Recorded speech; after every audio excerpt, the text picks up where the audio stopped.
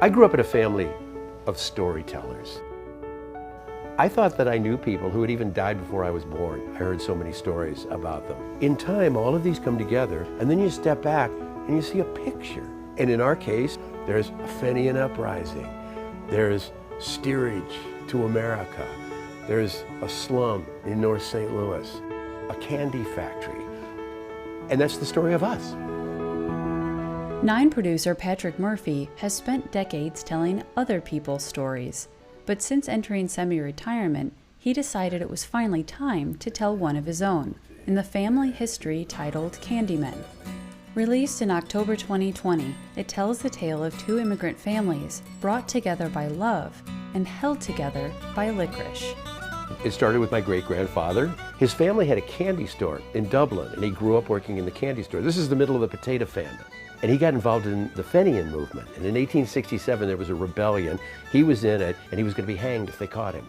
So at 20 years old, he booked steerage to America, landed here with nothing except the ability to make candy. So he came to St. Louis, met a young woman in the Dunham coconut factory where they both had jobs, 17 years younger than he was, named Margaret Switzer. And they got married in 1881, and she had a brother named Fred Switzer. Now the Switzers were really poor. They grew up in Carey Patch, the Irish slum on the north side of St. Louis. And he spent his life as a kid selling candy on the riverfront and around Carey Patch. So my great-grandfather knew how to make candy. Switzer knew how to sell it. And so began another immigrant realization of the American dream. This one spun from sugar and the determination to rise above desperate circumstances. There was a lot of prejudice. My uncle Fred told me about stories of seeing Irish and Catholics need not apply. You know, they were in their own red-lined district in North St. Louis, Carey Patch. They couldn't live anywhere else, and they didn't want to live anywhere else.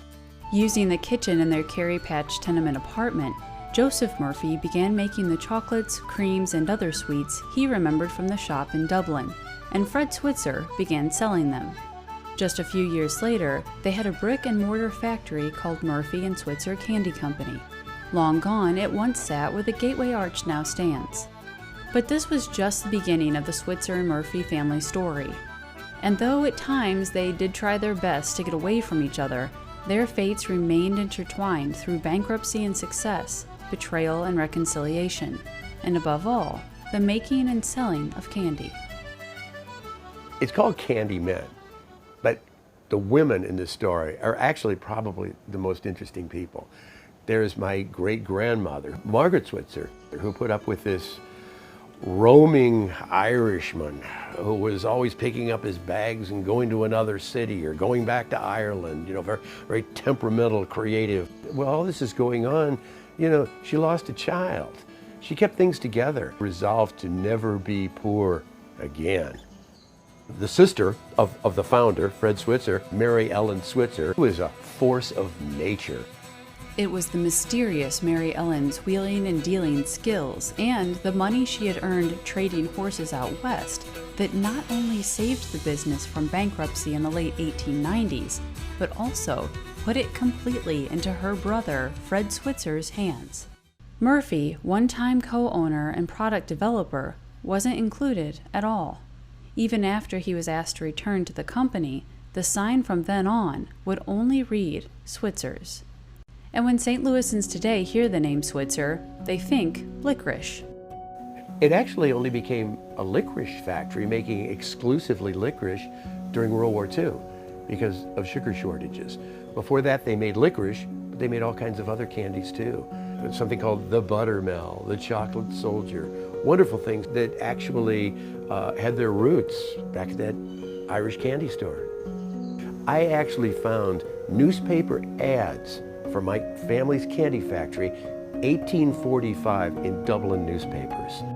And this was just one treasure that Patrick found during his research for the book. Many more he discovered in his own family's collection. My great-grandfather, the guy who came over from Ireland, he had a hobby of photography. He used to make glass plates, and he took pictures, like this is in the 1890s, 1900, of his family and his employees. There are over 90 photos in this book, and a lot of them I'd never seen before. I was really lucky. My dad and his brother, back in 1967, did like a 5-hour interview with my Uncle Fred. I had all of that, every family story, all about the factory where he worked. In 1900, he was a 13-year-old kid throwing rocks at streetcars in the St. Louis streetcar strike. I mean, this guy is really a part of history. Thank you, Uncle Fred, because you really made this book possible. And one day, all of those characters in his book, those people whom Patrick had grown up hearing so much about, came back to life. Among my parents' things was a canister of film. As fast as I could get an old projector, I looped it up. It was like Christmas time of 1930. Everybody was in it. All of my relatives, my grandparents were in their 30s, and they were all kind of hamming it up, pointing at their car, pointing at their house, doing the kind of things that people do in home movies. And then there's this flash, and my great-grandfather, the old gent from Dublin, Ireland, is full frame, like kind of laughing, wondering, why are they doing this? That was a surprise to find that. That was a real gift. Long after the Murphy name was gone from both the factory in Ireland and the one on the St. Louis Landing, Murphy men were still making candy. So the Murphys and the Switzers worked at Switzer Candy Company for 3 generations.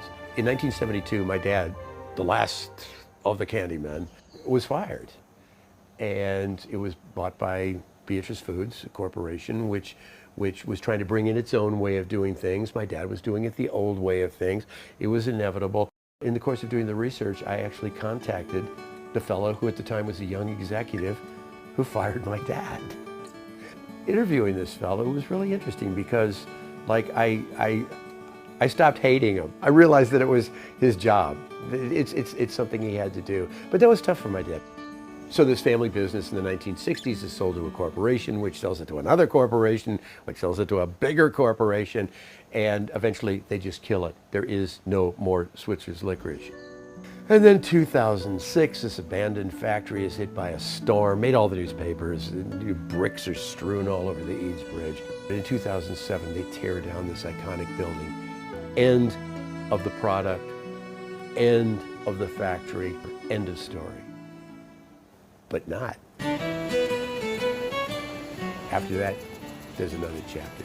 And I'll let my cousin, Michael Switzer, tell that part. This is one of our new flavors, and I thought you would really enjoy it. When you think about it, candy is really one of the first brand choices that we make, right? You go to the movie theater, you go to the store, and your parents give you $1 and say, go ahead and buy some candy. You know, they don't really care what you buy, but you care. It's a significant decision now, and it's all yours. And that sense of my candy brand and my relationship, my personal relationship with this brand, it stays with us. As an advertiser, Michael Switzer knew that consumers were always on the lookout for brands that felt authentic. After years of people wistfully telling him how much they had loved Switzer's Licorice, Mike decided the time was right to put his family's name back on a national product that had created more than a century of joy. But it wasn't nostalgia that prompted Mike Switzer to bring back his family business. It was the product itself. So the process is a little bit different. Most of the ingredients are exactly the same. But there were many times as I was doing this, and it could be in the middle of a trade show. It could be in some negotiations with somebody who's supplying sugar. And I realized, wow, this is what my grandfather went through.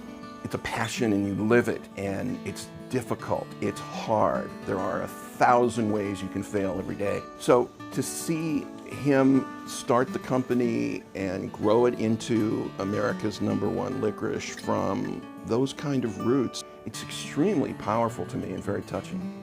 My one regret my entire life is that I never met the man. He died before I was born. Boy, what I would give to be able to sit down now and trade stories with him. So while Mike connected with the loved ones he had never met by reviving their business, Patrick did so by becoming the next in a long line of storytellers. Writing this book brought me a lot closer to these people that I'd heard stories about. I really feel in some strange way that I really know them, that we have some kind of a relationship. And by telling stories, you do more than just relate things that happen. You actually can relive the past.